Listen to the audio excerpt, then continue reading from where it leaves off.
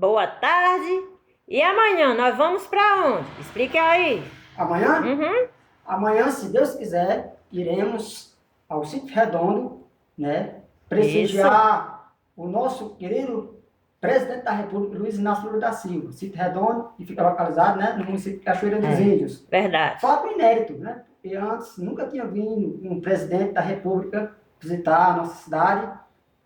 E por conta da inauguração da barragem do Rio São Francisco, ele estará Muito lá. bem. Com certeza, né, muita gente vai prestigiar essa figura ilustre, que é o nosso presidente, mas também vai prestigiar o nosso prefeito Alisson Francisco, né? Com E vai certeza. recepcionar, dar as boas-vindas ao nosso presidente. E não é todo dia que a gente tem essa oportunidade de ter um presidente no nosso município. Portanto, quem quiser ir, vá, gente, prestigiar esse lindo evento, esse evento histórico.